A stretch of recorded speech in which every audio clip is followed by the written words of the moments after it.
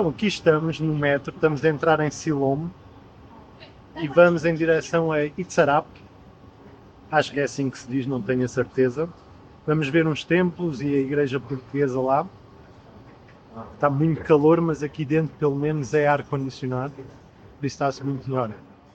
Compra-se um bilhete ali, vou ver se há um lixo onde eu possa pôr esta bebida e vamos buscar o bilhete, que é ali naquelas máquinas.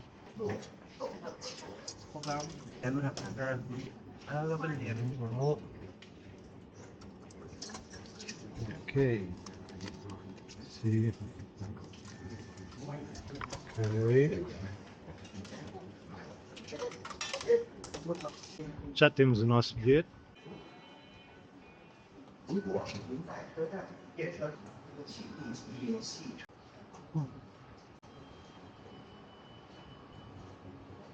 Então enganei-me na direção. Apanhei na direção errada. Ele dá a volta toda, mas são muito mais estações. E agora já saímos logo em Lumpini e vamos apanhar mais uma. Mas é bastante limpo e moderno, como podem ver.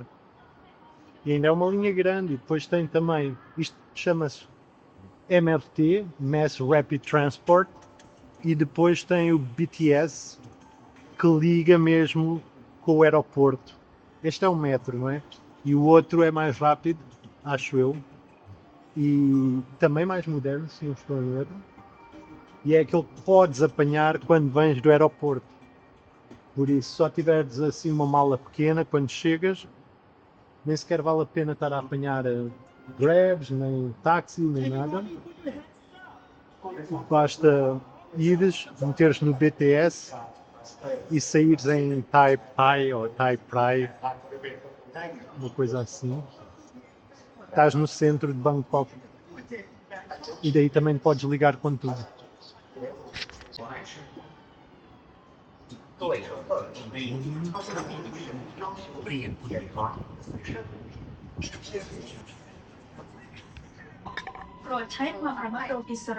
Station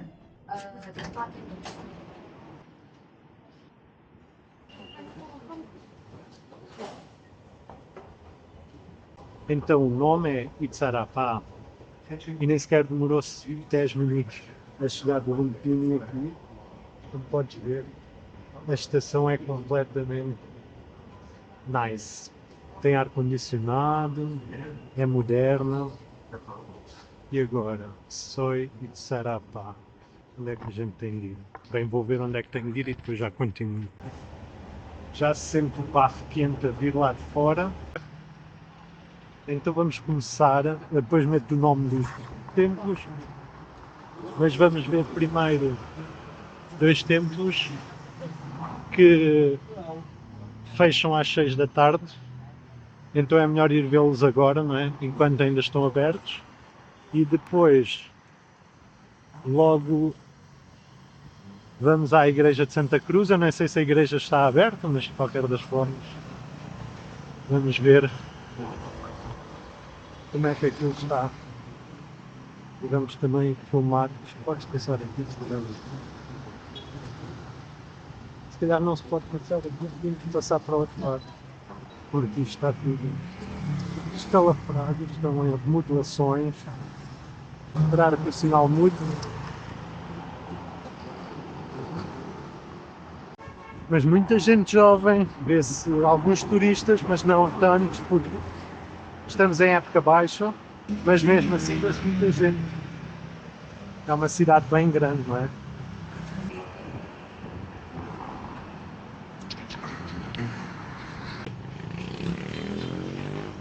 Ok, esta é a rua, mas isto passam aqui carros. Somos no passeio e é lá ao fundo desta rua, uma parte menos turística, se assim se pode dizer. E eu, na verdade, ainda nem sequer fui às zonas famosas, não é? A Sukhumvit, que é ali ao pé de onde eu estou, mas ainda não saí à noite, ainda por cima porque era fim de semana, ainda deve ser quando está mais cheio, mas queria ver se ainda ia, ou amanhã, antes de sair ali daquela área. Também agora, não sei se continuo em Bangkok, ou se vou para outro sítio. Logo, ou se fico mais uns dias noutra zona de Bangkok, mas vou ver. Este é o pórtico de entrada do Wat Phra Ratanaram. E o nome completo eu vou pôr aí no vídeo porque é muito difícil de pronunciar. Tem este tapete sintético verde em todo o redor e hoje, como é domingo, parece que está tudo meio fechado. Estas lojas do lado direito normalmente vendem coisas cerimoniais, lembranças, comida, parece que está tudo fechado. Do lado direito, como estão a ver, é o templo em si. E este do lado esquerdo, onde vamos entrar agora, subindo estes degraus, é um Wiarn, ou Wian, que é onde os sermões ocorrem. Para entrar em qualquer um destes edifícios, não é, que são cerimoniais dentro de um Wat, temos de tirar os sapatos sempre. Este edifício é por norma mais pequeno e costuma conter um estrado ou cadeirão baixo, como aquele que viram quando entrámos do lado direito, onde o monge dá sermões ou aulas, e onde algumas cerimónias para leigos ocorrem. Neste caso, temos apenas algumas estátuas de Budas, uma decoração simples, caixas de doações, e é basicamente isso. Está muito calor, como é normal aqui. Mas como podem ver, é até um complexo agradável, com este tapetado verde, podes andar descalço, tem zonas de sombra ali do lado direito. Uma coisa que vocês podem reparar é que todos os nomes dos templos que vamos visitar começam por Wat, que significa escola, mas este termo é apenas utilizado para complexos templos budistas. Se calhar, o mais famoso que já ouviste é Angkor Wat, no Camboja. Então vamos agora ver se o templo em si, chamado de Ubosot, que é o edifício de ordenação, está aberto.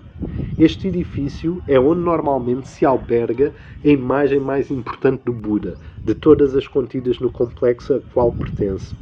É a câmara ou edifício de ordenação porque é aqui que se ordenam monges do templo e onde ocorrem as cerimónias para os mesmos. Aqui não há cerimónias para leigos, apesar dos leigos poderem fazer as suas rezas e os seus rituais também.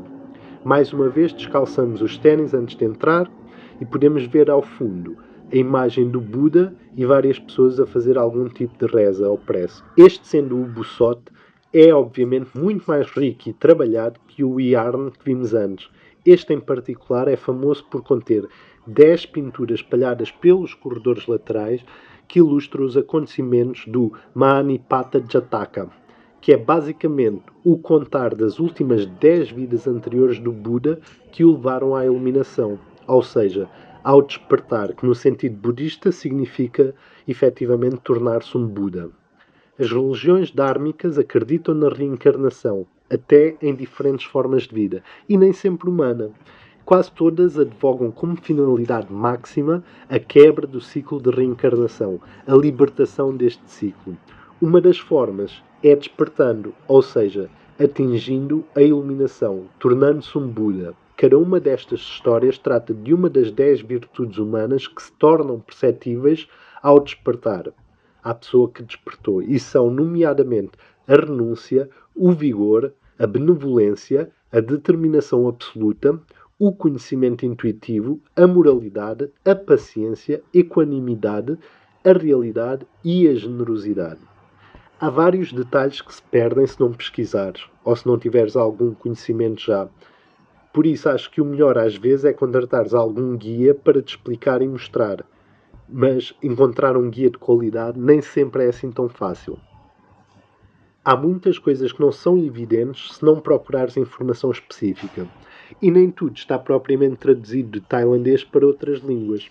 Claro que estes templos mais famosos é mais fácil encontrar este tipo de informação, com uma simples pesquisa no Google. Dá para ver neste, pelo seu tamanho, que é um templo com alguma importância. Este templo foi originalmente construído por um chinês rico, chamado Ong, daí o nome, que doou os fundos para a sua construção. E data da altura em que Ayutthaya era ainda a capital do reino de Sião. Claro que o templo foi obviamente renovado, foi sendo melhorado e todas essas coisas ao longo destes anos e hoje está assim como viram. Agora, aqui do lado esquerdo, pode-se ver e também ouvir um monge a realizar uma pequena cerimónia, mas de resto, muito pouca gente e as lojinhas estão fechadas. Apesar deste calor, se estiveres à sombra, não está assim tão mal, não é? Se te sentares ali, está-se bem. Ou dentro do templo. Eles também têm ventoinhas e não sei o quê. E agora queria-vos mostrar este detalhe aqui no teto, como podem ver. Estes detalhes nos cantos dos edifícios dos templos e edifícios reais são tailandeses, ou seja, é um estilo que apenas vês na Tailândia e ornamentam assim os edifícios mais oficiais e religiosos mais importantes. Há também algumas coisas que te indicam se um edifício é o buçote, ou seja, o templo principal ou não. Agora, aqui fora, podes ver a stupa que eu estava a dizer. Ou seja, estas stupas normalmente são construídas por cima ou de alguma relíquia de um monge, de um Buda, de alguém que é de alguma forma atingiu um determinado nível, não é? Dentro do budismo. E pronto, agora vamos seguir para o próximo templo.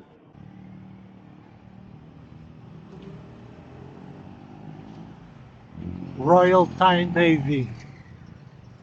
Estamos a caminho do outro templo, mas passamos aqui.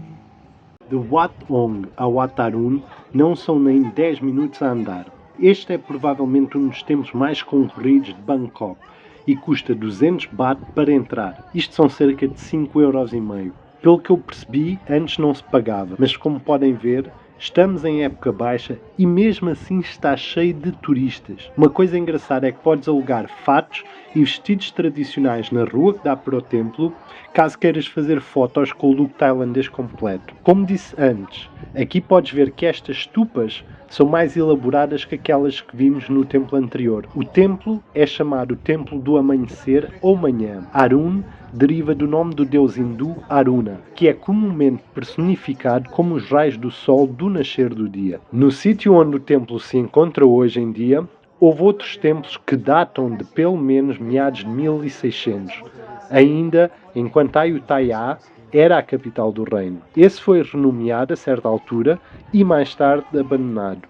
Nas primeiras décadas de 1800 foi retomado pelo rei Rama II, que, segundo a lenda, prometeu restaurar o templo ao passar por ele um dia ao amanhecer. Estes degraus são bem altos e muito espaçados, assim muito inclinados. Dá para ver uma data de pessoal a tirar fotos e compreende-se porque é bem bonito. A torre central foi concluída em 1851, seguido de restaurações significativas após essa data. Aqui podem ver essa torre, chamada em Thai de Prang, e segue o estilo tradicional Khmer Thai. O topo do Prang é coroado com um tridente de 7 pontas. Muitas fontes dizem ser representativo do tridente de Shiva, uma deidade hindu. É pena que não se possa subir porque deve dar uma vista bem interessante, tanto sobre o complexo como da cidade em si. Todas estas stupas e prangs centrais estão cobertos de azulejos. Agora deixa ver se conseguimos ir aqui de lado, sem bater em ninguém, para termos uma vista um pouco mais alta e vermos também estes azulejos de mais perto. A arquitetura destas construções tem um significado na cosmologia hindu. Estas esculturas são yakshas, espíritos normalmente benevolentes, ligados à água, à fertilidade, florestas e à natureza,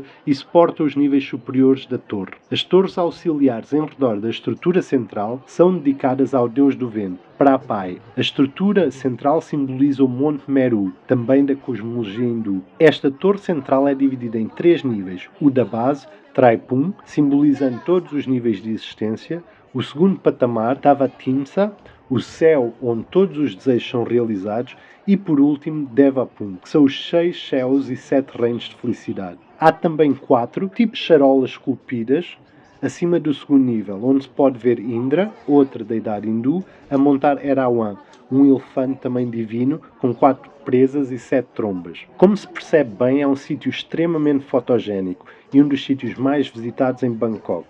Vocês viram, para vir até aqui, no meu caso, eu vim a pé depois do outro complexo porque estava bem perto. Mas como este templo e vários outros se encontram ao lado dos rios, neste caso do rio Chao Phraya, uma boa opção, caso queiras visitá-los e ver também parte da cidade, é com alguma tour de barco. Passam em vários dos locais mais conhecidos e algumas incluem até refeições, um guia, etc. E deve ser uma forma bem gira de ver a cidade de forma mais relaxada e sob um ponto de vista diferente. De certa forma é até como muitas pessoas veriam Bangkok ao chegar pelo rio. Em 1858, um viajante francês, Henri Moat, escreveu: "Deixa-me dizer aqui que Wat Cheng, o templo mais bonito de Bangkok, não se encontra nos terrenos do palácio, mas antes ergue-se majestosamente no lado direito do rio. A Torre da Pagoda tem mais de 200 pés de altura, é o primeiro sinal que os viajantes que navegam desde a Foz rio acima veem, significando que chegaram a Bangkok. E é isso, como me disse, podem ver, é um complexo que vale a pena visitar. Algumas das estupas ancilares estavam a ser restauradas.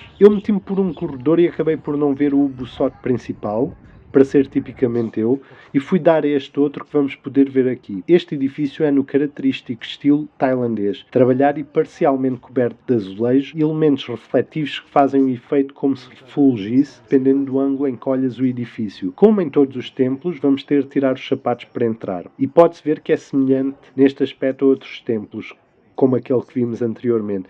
Tem a imagem central, naquilo que se parece um altar, no meio de outras coisas, desde ofrendas e outras pequenas esculturas e objetos. É uma sala ampla e alta, como dá para ver pelo tamanho das colunas. Este não é o buçote do templo. O buçote é mais rico e trabalhado que este, mas assim fica para descobrires quando aqui vieres. E agora vamos ver a Igreja de Santa Cruz. Mais uma vez vamos caminhar, mas há certamente tours e afins que tornam mais prático visitar todos estes templos, se não quiseres andar como eu, e depois apanhar um tuk-tuk para a Igreja de Santa Cruz. Estamos agora do outro lado, na igreja de Santa Cruz. Foi uma igreja construída por portugueses em terrenos doados pelo rei da Tailândia. Não sei se na altura já era Tailândia ou se era o reino de Sião ainda.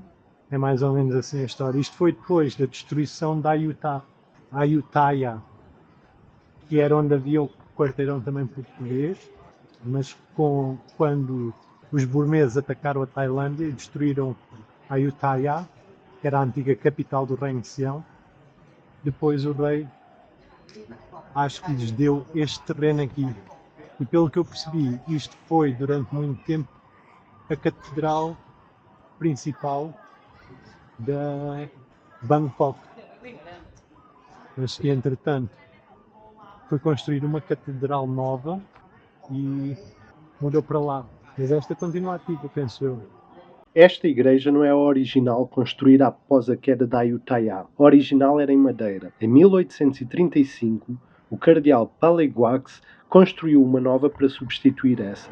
E devido à aparência reminiscente da arquitetura chinesa, foi chamada de Kudijin, que em tailandês significa Igreja Chinesa. E a comunidade em redor passou a ser chamada assim também. Foi em 1916 que a versão atual que estão a ver foi construída, com o plano de dois arquitetos italianos, Annibale Rigotti e Mário Tamanho. O interior da igreja é agradável e espaçosa e o altar bastante bonito, apesar de simples.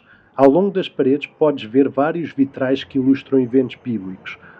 Não sei exatamente se a igreja está aberta a tempo inteiro ou quais os horários, mas parece-me que abre todos os dias e não tem custo de entrada. Em redor da igreja existem também duas escolas e institutos que fazem parte da missão. Esta igreja foi até 1821 a principal igreja católica de Bangkok, sendo então substituída pela nova igreja da Assunção, que se tornou então o assento do Vicariato Apostólico de Sião. Ok, agora vamos ver o nosso último templo do dia para finalizar a tarde. Então, estamos no Wat Prayu. Isto é a versão curta do nome porque não consigo pronunciar o completo corretamente, que como podem ver no placar é bastante completo. A stupa principal, esta que estamos a ver no centro, data de meados de 1800 e contém relíquias do Buda. Recebeu em 2013 o prémio da Unesco de excelência na conservação de património cultural. Infelizmente hoje o acesso àquele patamar está fechado, então apenas vamos poder ver aqui de fora. Nota-se que já estamos no final da tarde. Está a escurecer e aquele tom rosa é do pôr do sol e da iluminação do complexo. Esta stupa principal está rodeada de outras menores e é naquele estilo mais simples e polido, sem muitos detalhes, o estilo base budista. Agora vamos dar uma volta por aqui,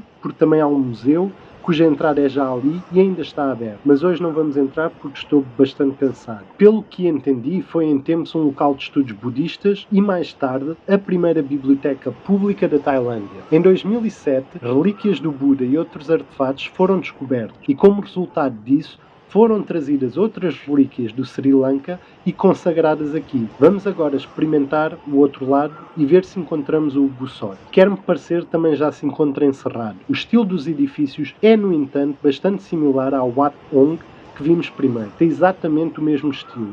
E depois tem estes tipos de torreões ao longo do muro envolvente e algumas estupas nos cantos do complexo. Vamos ver ali mais à frente, que apesar de serem branco liso, já tem mais alguns detalhes e relevos, no estilo característico tailandês que é bastante comum aqui. E pronto, também já é final do dia e muitos templos fecham por volta das 6 horas da tarde, mas é pena não se poder subir à stupa principal. Estes templos, estando ativos e sendo onde normalmente os monges habitam, faz com que tenham estes horários mais diurnos, porque se não fosse isso, aposto que seria uma tour muito bonita de se fazer à noite. As fotografias noturnas dos sítios são todas extremamente bonitas, e ainda para mais devido ao calor do dia, que à noite abate um pouco. Seria uma visão bem interessante, mas claro, não pode estar a meter centenas e centenas de pessoas em passeios a templos ativos, enquanto há estudantes, monges e tudo o resto que vivem aqui, por isso compreendo. E assim foi uma tarde de visita a alguns templos de Bangkok. Os próximos vídeos serão em Ayutthaya. Vamos lá ver as ruínas do centro histórico, que é património da Unesco, e provavelmente alguns outros templos também. Seguem o canal para ires também. E até lá, fiquem bem.